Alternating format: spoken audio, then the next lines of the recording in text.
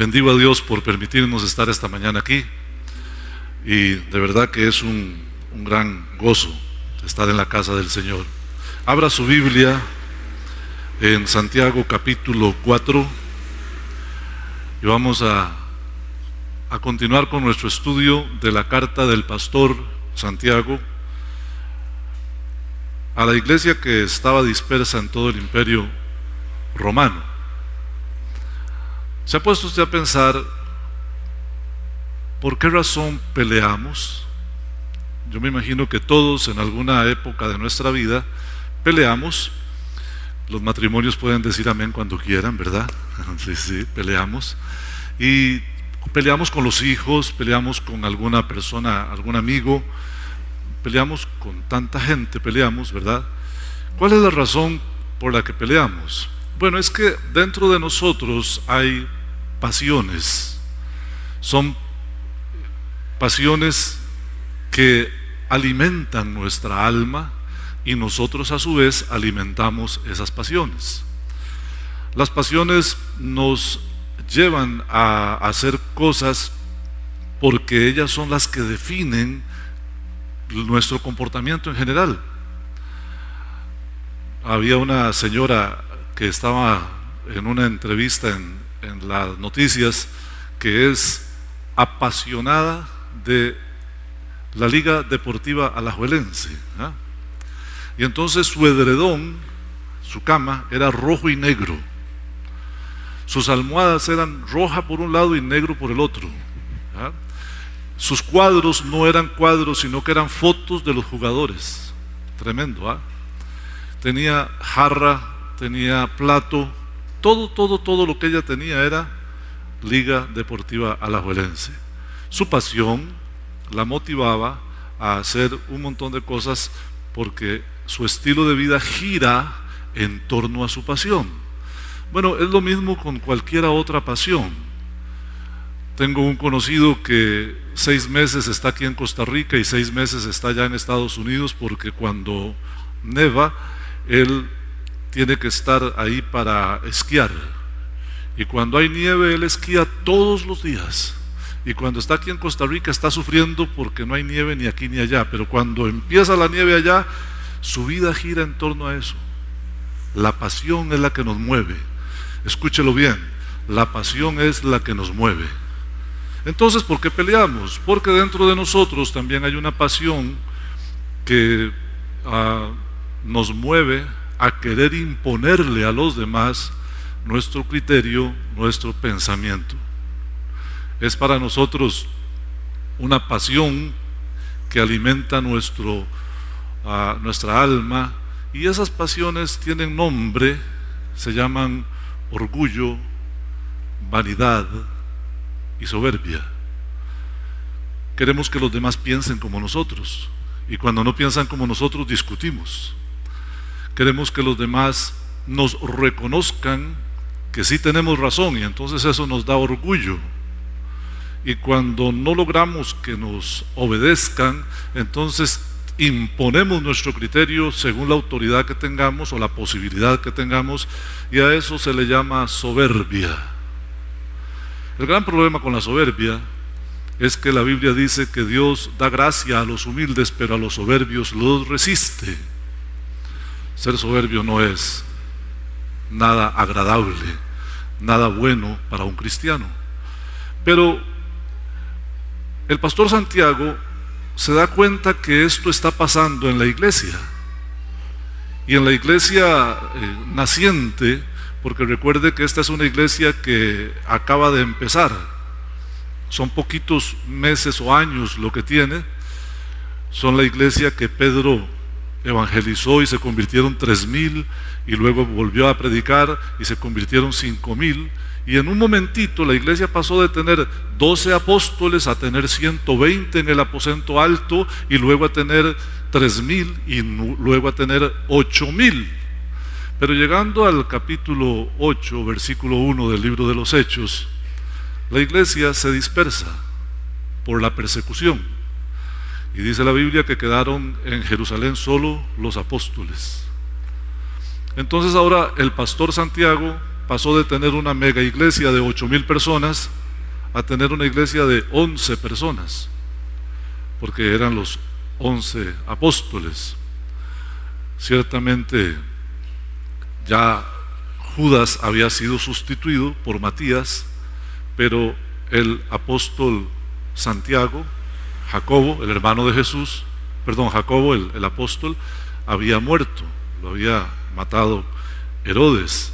Y Santiago, que no era apóstol, era hermano, medio hermano de Jesús, era el pastor de estos 11 hermanos, pero él se da cuenta que allá en donde se están reuniendo los hermanos, en las cuevas, para que no los encuentren, para que no los maten, hay un pequeño problemita. El problemita de que yo quiero imponer mi criterio a los demás. ¿Sabe? Eso pasa a veces en la iglesia hoy en día. Hoy en día habrá quien diga: hey, a mí me gusta como predica Steven. Cuando predica el pastor no me siento tan cómodo.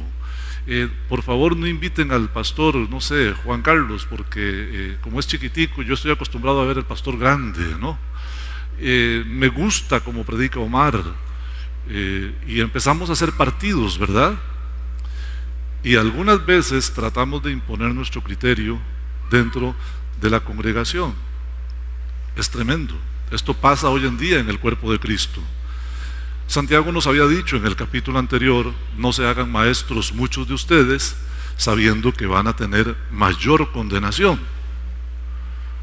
Pero parece como que no le hacía mucha mella la palabra a estas personas, porque estaban realmente envueltos en una guerra, en un pleito, algo que no agrada a Dios. Entonces el pastor Santiago les dice: ¿saben de dónde viene todo eso? De sus pasiones.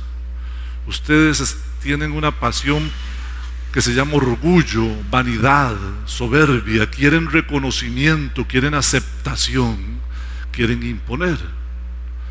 Y una vez que ha hablado de las pasiones, entonces él se da cuenta que esas pasiones no solamente traen un problema en la iglesia, sino que también le traen un problema al cristiano, un problema muy grande que se llama mundanalidad.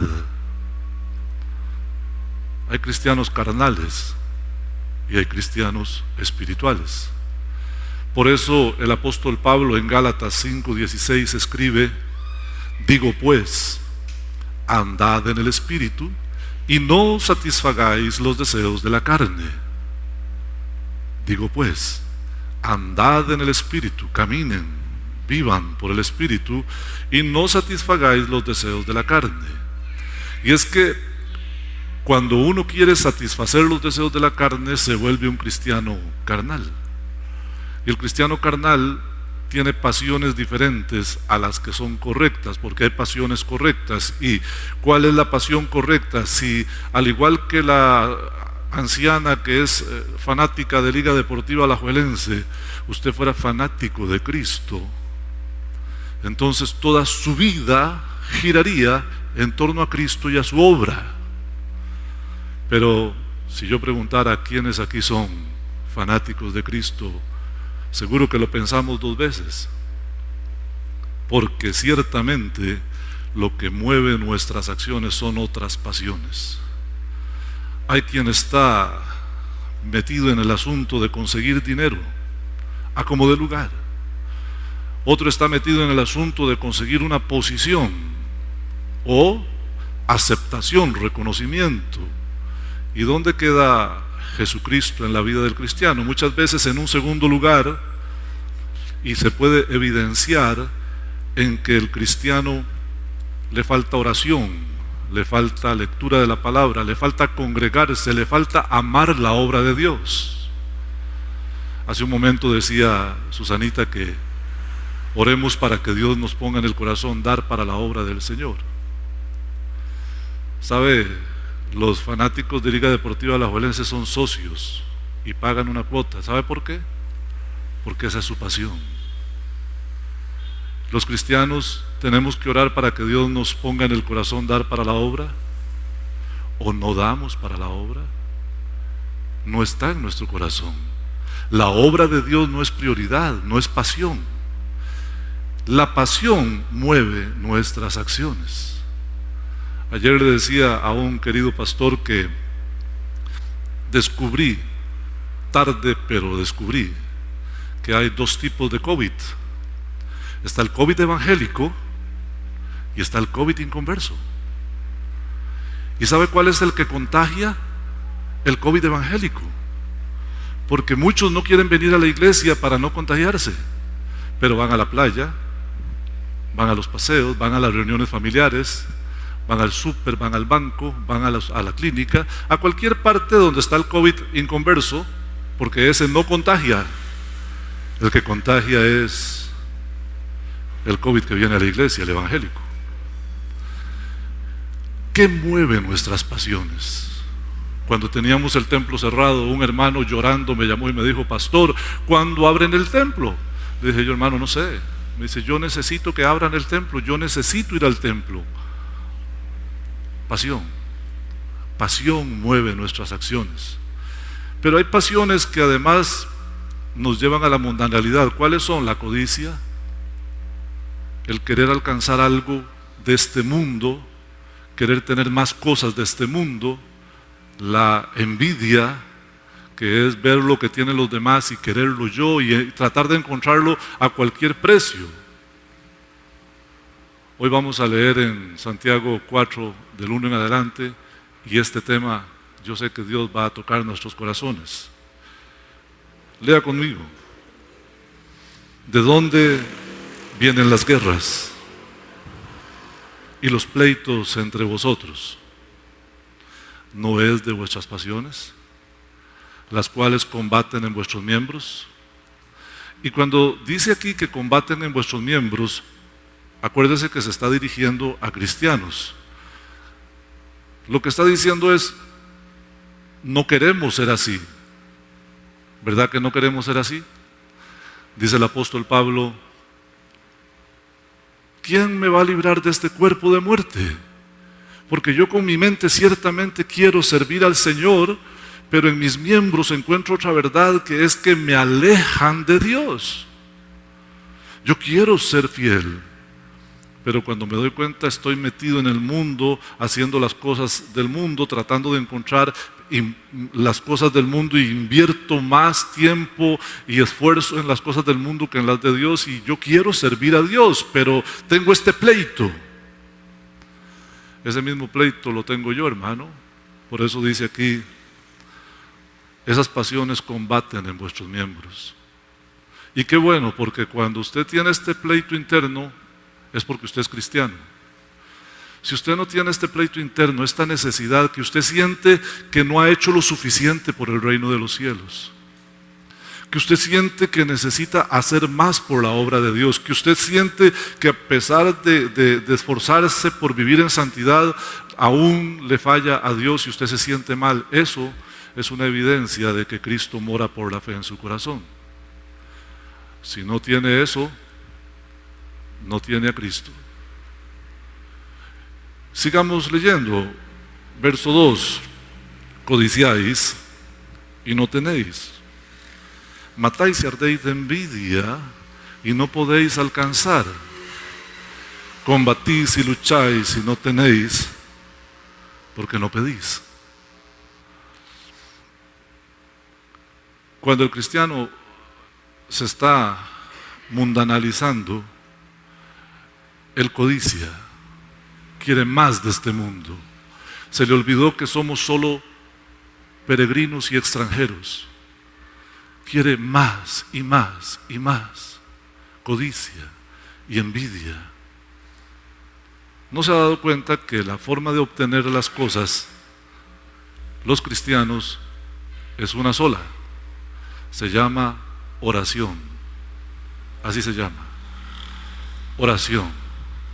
Por eso dice Santiago: pedís, o sea, combatís y lucháis y no recibís, no tenéis lo que deseáis, porque la cosa es que no pedís. ¿Qué está diciendo Santiago? Está diciendo: mire, si usted quiere algo de este mundo, no es con su esfuerzo que usted lo va a lograr.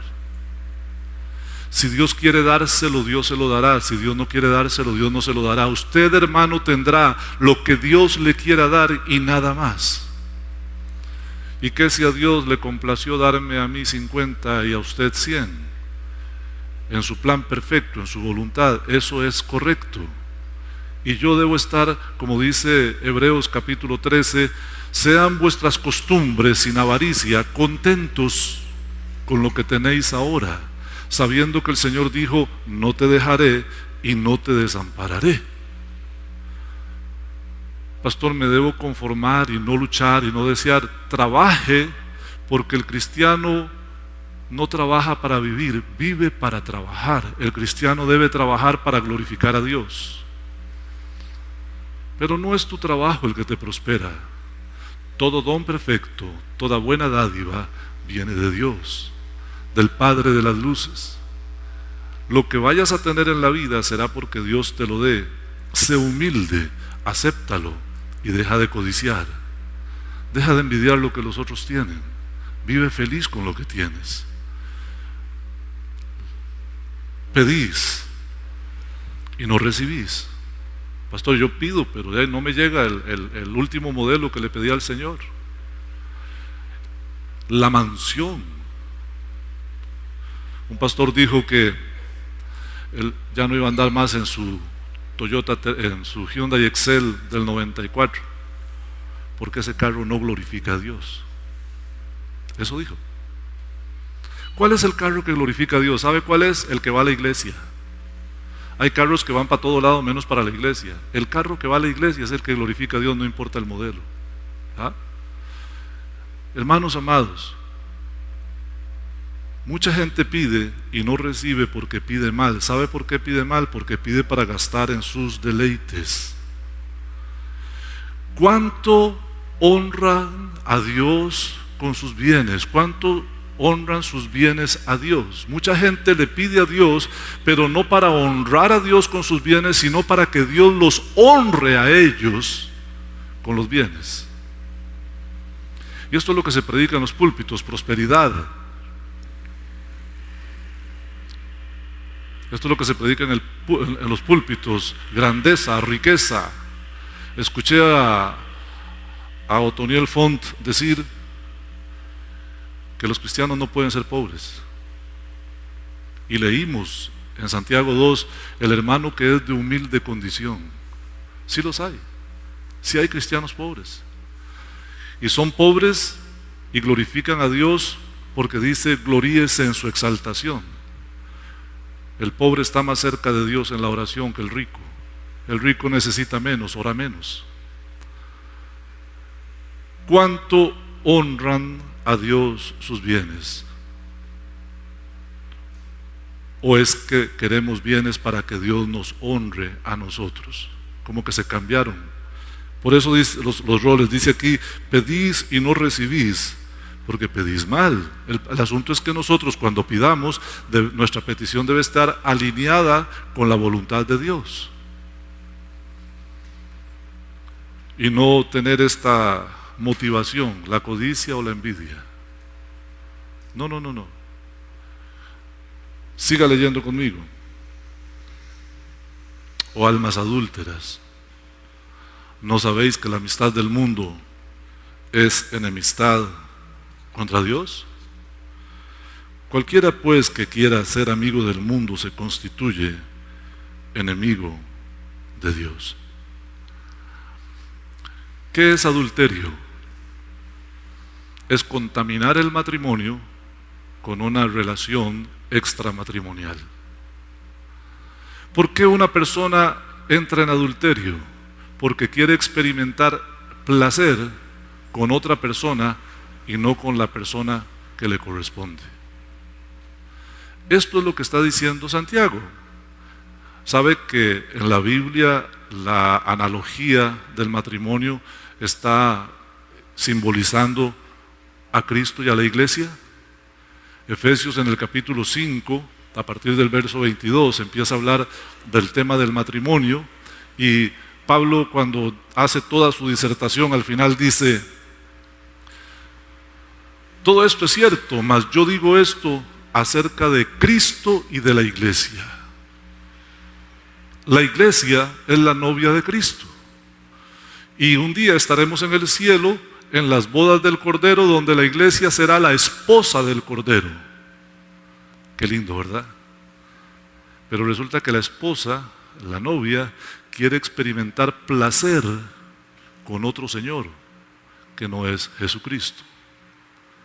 Quiere las cosas de este mundo, quiere vivir codiciando y envidiando y anhelando las cosas de este mundo y no viviendo en santidad y en pureza. Por eso dice, oh almas adúlteras. Y cuando habla de la amistad del mundo, es que tenemos un gran problema, hermano. Cuando un cristiano, por codicia o por envidia, esas pasiones mueven su corazón a buscar las cosas de este mundo, se acomoda al mundo. Se acomoda. Y es cuando tenemos gente que, para no desairar a su familia, entonces les ríen sus chistes obscenos y vulgares. Porque es mi jefe, no puedo desairarlo, porque si se enoja me quita el trabajo. ¿Y de qué voy a vivir? ¿Sabe de qué va a vivir? De lo que Dios te dé. Porque dice la Escritura, no te dejaré y no te desampararé. Y el cristiano vive por fe.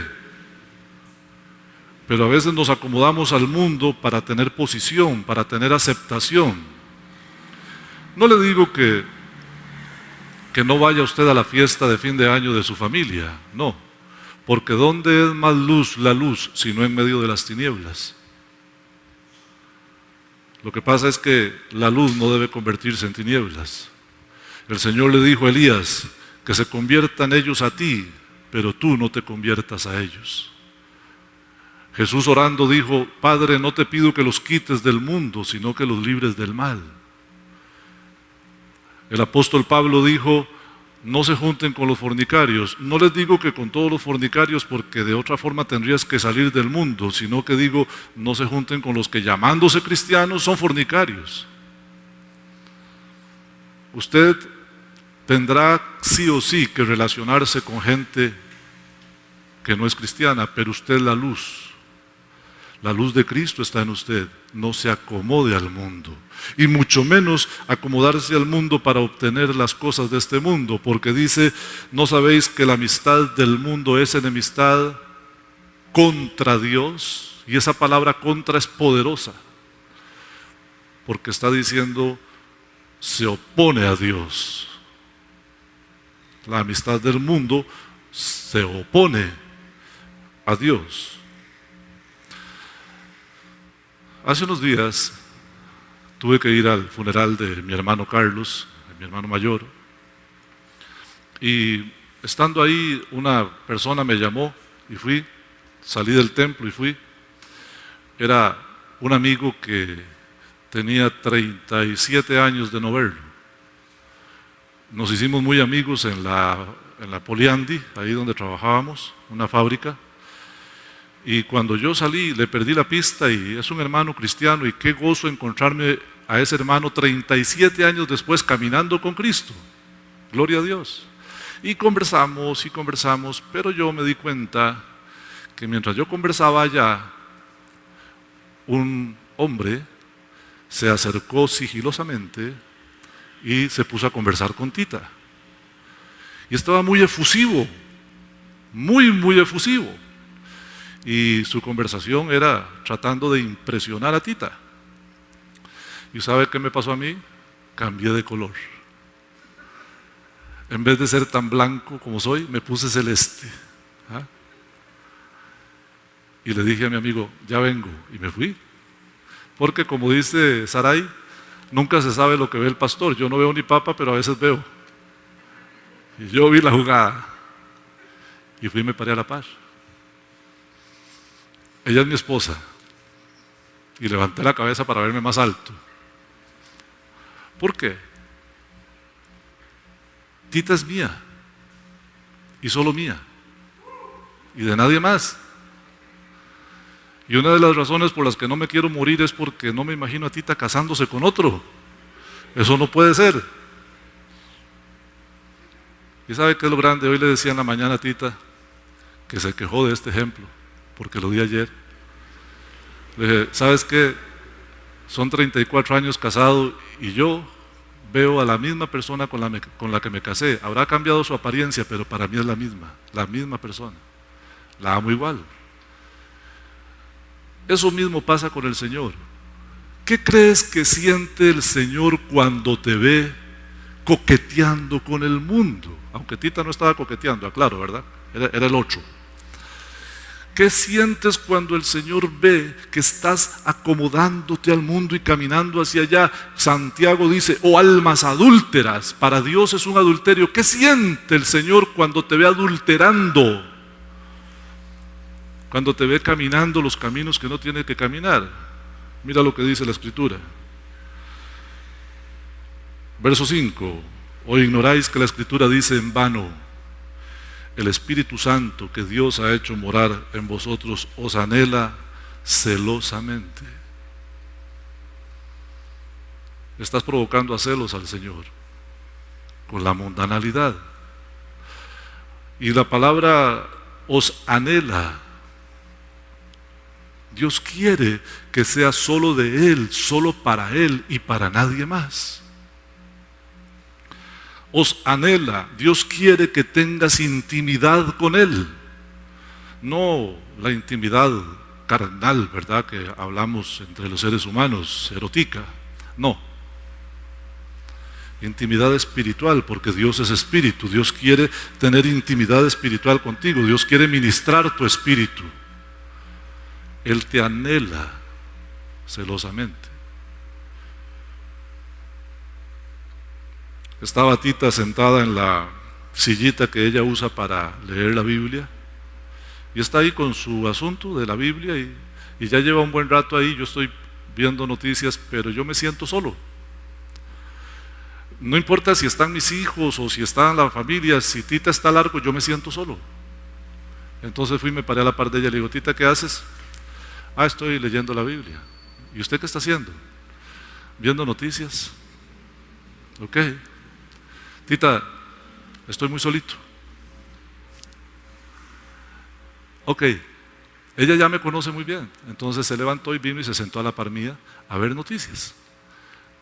¿Por qué? Porque yo quiero estar cerca de ella, porque ella sabe que yo necesito estar cerca de ella. Para mí es importante.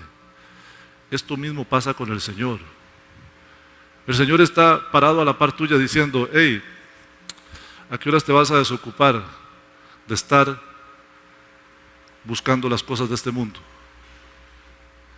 ¿A qué horas vas a dejar de hacer lo que estás haciendo para ir a la iglesia? ¿A qué horas vas a dejar de hacer lo que estás haciendo en todas las ocupaciones de este mundo para que hables conmigo? Yo quiero que ores para tener comunión contigo. ¿Y a qué horas vas a leer la Biblia? Yo quiero hablarte. ¿No te das cuenta que quiero ministrar tu espíritu, que tu espíritu y mi espíritu necesitan intimidad? Eso es lo que dice la Escritura. ¿O ignoráis? ¿Acaso ustedes no se dan cuenta que el Espíritu que Dios ha hecho morar en ustedes, o sea, el Espíritu Santo, os anhela celosamente? Ahora usted se dará cuenta que posiblemente ha estado caminando un poquito para el mundo, porque usted le ha estado poniendo más sabor a buscar las cosas de este mundo y ha tenido menos intensidad en buscar las cosas del reino de los cielos y la obra del Señor no ha sido una prioridad para usted. Entonces, ¿qué va a hacer? Ahora sí estamos en un enredo, en un gran problema. La solución está aquí. El corazón de este texto es el verso 6. Pero Dios da mayor gracia. De manera que la Biblia dice, Dios resiste a los soberbios, pero da gracia a los humildes. Fíjate la palabra mayor gracia. Es que cuando fuimos salvos ya obtuvimos gracia del Señor para ser salvos. Pero ahora, en nuestro reconocimiento de nuestra forma de vivir mundana, cuando nos volvemos a Dios, hay mayor gracia, más gracia. La cosa es que si uno reconoce con humildad entonces Dios le da mayor gracia. Pero si uno no lo reconoce, uno dice, no, eso que el pastor está diciendo no es así, es que el pastor quiere que echemos más plata en la canasta. Por cierto, eso es cierto, no me niego. El pastor quiere sacarme la plata de la bolsa, eso no es cierto. Pero, ¿sabe? Usted podría decir, no, esa predicación no es para mí.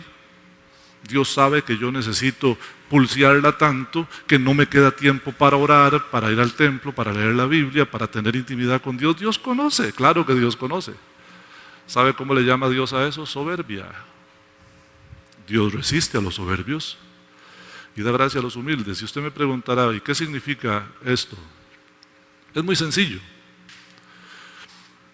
Dios podría hacerse el soviético, ver para otro lado, pero eso no es lo que dice aquí.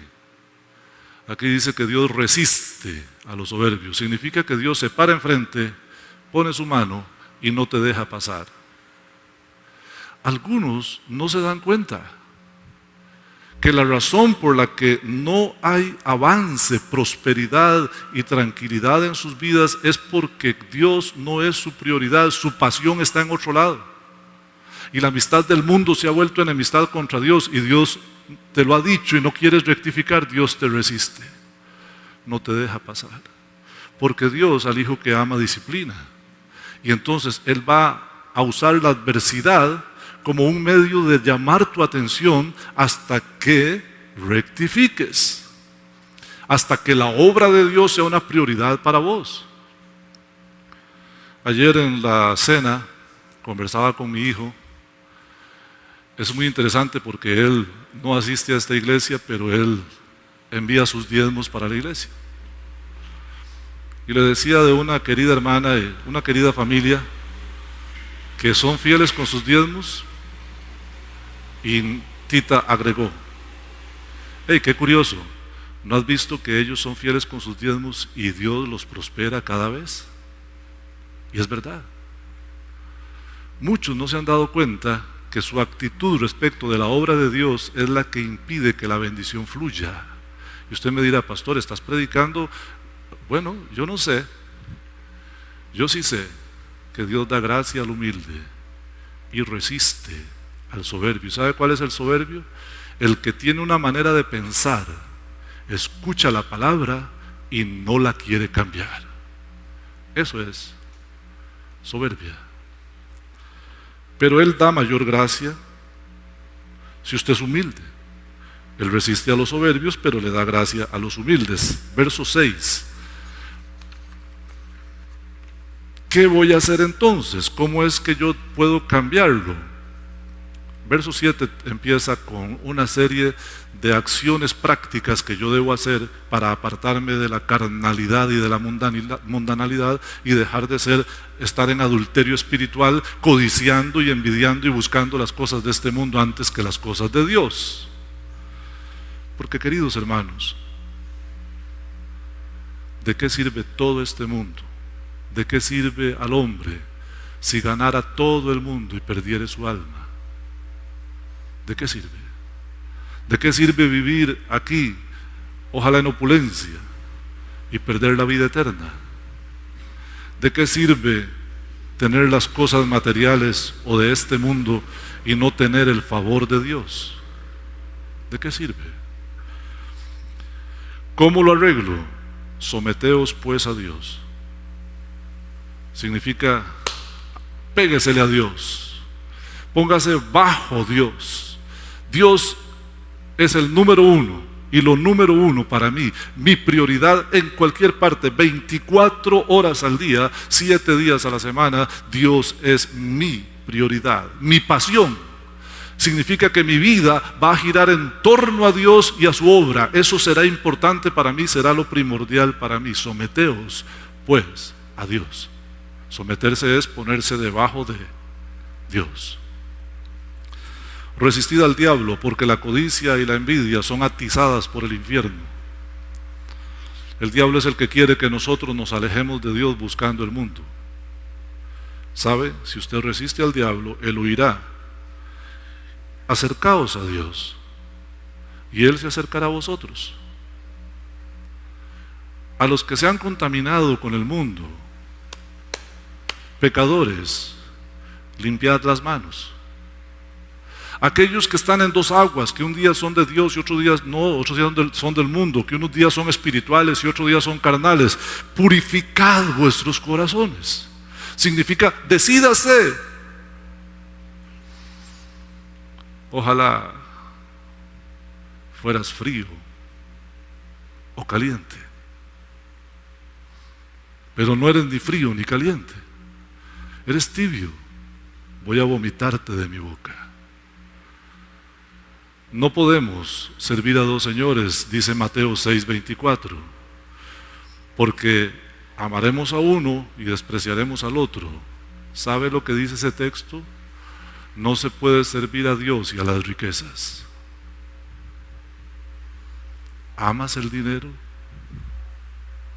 Tanto como para que no te importe si la obra de Dios tiene o no tiene. ¿Amas el dinero tanto como para esforzarte por él, sacrificando el venir al templo, leer la Biblia, el orar, el adorar a Dios? No se puede servir a dos señores. Por eso dice, los de doble ánimo, purifiquen su corazón, decídanse, decídanse, decídanse. Siga leyendo conmigo el verso 9. Afligíos y lamentad y llorad. Vuestra risa se convierta en lloro y vuestro gozo en tristeza. Si usted agarra este texto solito, usted dice, ¿qué está diciendo? Pero como hemos venido hablando de que a veces el cristiano adultera espiritualmente y se vuelve carnal y está en la mundanalidad, buscando las cosas de este mundo antes que a Dios, aquí entra un elemento importantísimo llamado arrepentimiento. ¿Ha notado usted que a veces hay gente que se convierte, hace la oración de fe y luego se va al mundo otra vez como si nada? ¿Qué falló? Falló la predicación, el predicador no predicó lo que era. No, falló la palabra no penetró, tenía que penetrar, ¿no? ¿Qué falló? Es que una oración sin arrepentimiento no lleva a la salvación. El ladrón en la cruz le dijo al otro ladrón, ¿no temes tú a Dios estando en la misma condición? Nosotros a la verdad recibimos lo que merecen nuestros hechos, pero ¿qué mal hizo? Jesús, acuérdese de mí cuando venga en su reino. ¿Qué hizo el ladrón? Reconoció sus pecados y dijo, usted es Dios. Sin arrepentimiento no hay salvación. Sin arrepentimiento, queridos hermanos, en el caso de que uno esté mundanalizado, no hay corrección. El arrepentimiento tiene una característica, causa aflicción. Es cuando yo me doy cuenta que le he fallado a Dios y me duele. Y me duele tanto que estoy dispuesto a abandonar mi actitud y a tener una nueva actitud para la gloria de Dios. Es como cuando el marido cometió adulterio o la mujer cometió adulterio y se dan cuenta que causaron un daño terrible a su familia y a su esposo o a su esposa y se arrepienten. No conozco a nadie que se haya arrepentido de un adulterio sin lágrimas. Por lo menos los que me ha tocado que aconsejar, los he visto llorar, casi hincarse delante de la otra persona y decirle, perdóname, yo hice muy mal y sé que estoy mal, perdóname. Cuando hay arrepentimiento hay lágrimas. Cuando hay arrepentimiento se siente algo, se siente dolor por haberle fallado a Dios. El problema es que a veces no sentimos nada. Se ha cauterizado la conciencia. Pero queridos hermanos, si hoy el Señor te ha hablado que debes hacer de Cristo tu pasión, de su obra tu prioridad, Y Dios te ha llevado a darte cuenta que eres un peregrino y extranjero pasando por este mundo, que lo de este mundo se va a acabar, pero la vida eterna es con Cristo para toda la eternidad. Si te has dado cuenta de eso, me imagino que ya estás sintiendo el dolor de haber desperdiciado tu tiempo lejos de la obra del Señor, de haber tenido una actitud displicente e indiferente con respecto a la casa de Dios. Y a eso sí se refiere el pastor Santiago cuando dice: afligíos y lamentad y llorad. Vuestra risa, esa alegría que tenemos, ese jolgorio que tenemos coqueteando con el mundo y yendo tras las cosas de este mundo, se convierta en lloro, y vuestro gozo en tristeza. Y termina diciendo: humillaos. Significa: suelto todo, me tiro al suelo, pongo mi frente en el piso y le digo a Dios: perdóname, perdóname, hoy voy a cambiar. ¿Y sabe qué va a pasar? Él os exaltará.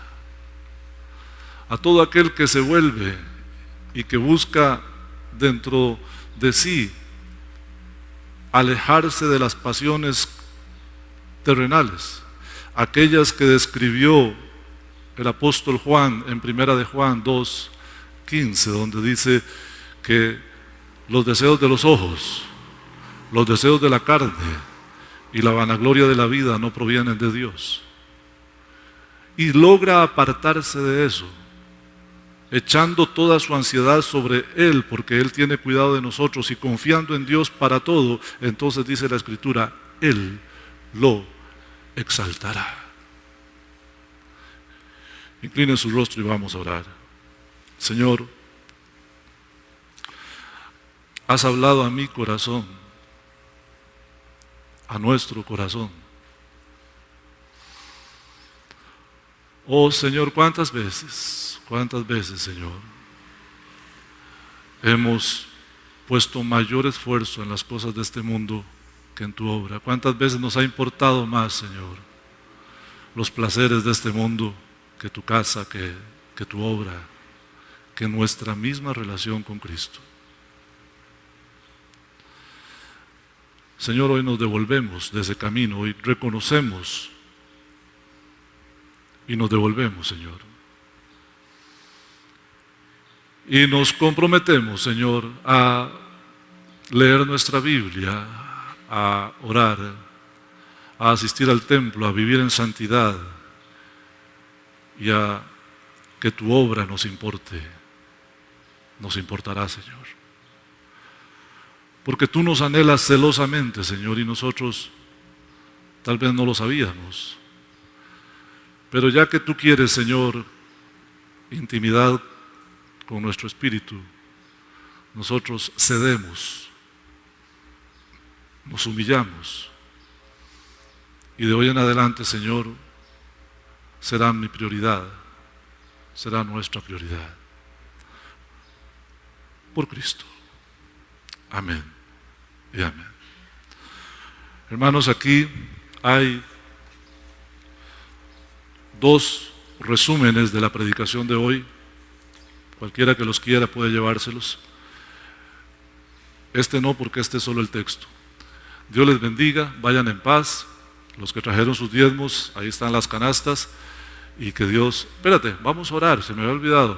Que el Señor puso en mi corazón hace unas semanas que cada vez que hablemos de los diezmos al final vamos a orar, porque usted va saliendo y los va a poner allá. Yo quiero bendecirlo. Póngase de pie.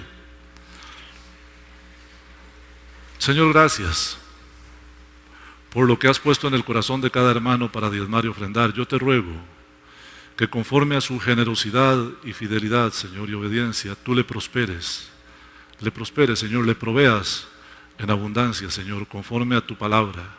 Que tu misericordia sea, Señor, con todos nosotros por Cristo Jesús. Te ruego también que lleves a todos mis hermanos y hermanas a su lugar, con alegría, con sencillez de corazón, y que les vaya bien esta semana, Señor, en tu presencia, por Cristo Jesús.